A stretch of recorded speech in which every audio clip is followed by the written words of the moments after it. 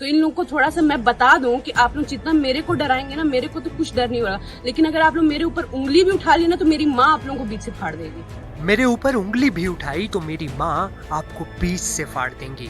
ये सीधी चेतावनी दी है यूपी में बीजेपी विधायक केतकी सिंह की बेटी ने समाजवादी पार्टी के कार्यकर्ताओं को। वजह क्या थी, आइए जानते हैं। दरअसल लखनऊ की सड़कों पर दिन का उजाला था, लेकिन माहौल में तूफान उठ चुका था।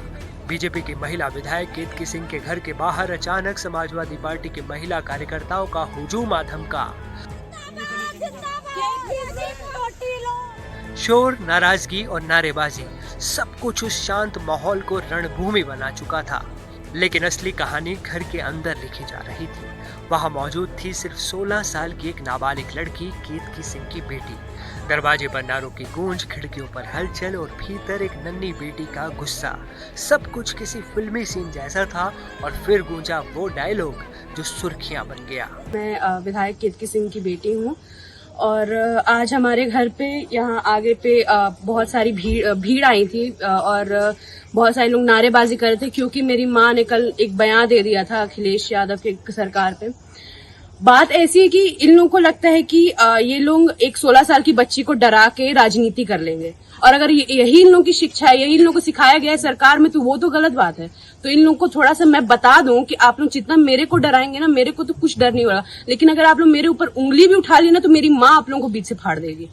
तो आप लोग मेरे को तो ना बोले, ठीक है। अगर आपको बोलना है तो बलिया जाएं, बलिया में मेरी माँ है अभी, जहाँ पे वो अभी नेता है, जहाँ पे विधायक है, वहां जाके आप लोग बोले तो थोड़ा ठीक भी लगता है। एक 16 साल की बच्ची जो घर में अकेले रहती है उसको डराना तो कहीं की राजनीति नहीं है मेरे ख्याल से। और ये बात आप लोग अपनी सरकार से भी साफ कर दीजिए कि कुछ भी कर ले, मैं नहीं डरूंगी यहाँ पे, ना ही मेरी माँ डरेगी। बेटी पर आंच आई तो खुद केतकी सिंह मैदान में उतर आई। उनकी आवाज में गुस्सा, आंखों में आग। उन्होंने समाजवादी पार्टी को जमकर ललकारा। मैं तो जाऊंगी एफआईआर दर्ज कराने, ये कोई बात नहीं होती है। मेरी बेटी ने कुछ नहीं किया था कि आप उसके पास गए थे। उसकी सुरक्षा के लिए मैं उसकी सुरक्षा की मांग भी करूंगी कि मेरी बेटी के साथ ये नहीं होना चाहिए था।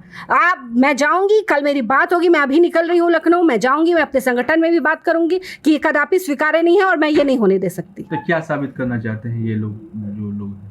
ये यही साबित करना चाहते हैं कि देख लो, ये टेलर है। अभी हम सरकार में नहीं हैं, अभी हम मुख्यमंत्री नहीं बने हैं, तो तुम्हारे घर की बेटियों की सुरक्षा तक हम नहीं अभी भेद रहे हैं। जब मेरे जैसे, आप ये बताइए, मेरे पास गार्ड हैं, मेरी सरकार है, मेरे महाराज जी मेरे मुख्यमंत्री हैं, सब कुछ मेरा है। मेरी बच्ची सहम के घर बैठी हुई है, स्कूल नहीं गई। मैं मीडिया से कहना चाहूंगी कि इस बात को सोचना पड़ेगा, समाज तक पहुंचाना पड़ेगा कि मेरे पास सब कुछ होते हुए मेरी बेटी स्कूल नहीं गई, और कल भी जाएगी कि नहीं, और एक हफ्ते जाएगी कि नहीं, इसका कोई पता नहीं है। तो आने वाले समय में अगर ये शासन सत्ता में बैठ गए तो उसके बाद मेरी बेटी क्या होगा? मुझे तो लगता है उसके बाद उसकी शादी कराने के अलावा मेरे पास कोई चारा नहीं रहेगा कि मैं उसकी शादी करा दूं।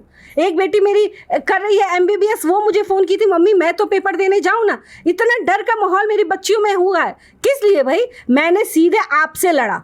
मैं आपके घर की, आपकी बेटी का मैंने किसी का नाम नहीं लिया। मैंने उनकी पत्नी भी, अखिलेश यादव जी की श्रीमती भी नेता हैं, मैंने उनका नाम भी नहीं लिया, क्योंकि महिला को राजनीति में नहीं घसीटना चाहिए। मुझसे लड़ते ना तो इनके तो DNA में ये है, और मैं इनको सिखाऊंगी, बढ़िया से सिखाऊंगी। अब यहाँ एक सवाल ये कि आखिर बलिया से बीजेपी विधायक केतकी सिंह ने ऐसा क्या कहा था जो समाजवादी पार्टी भड़क गई।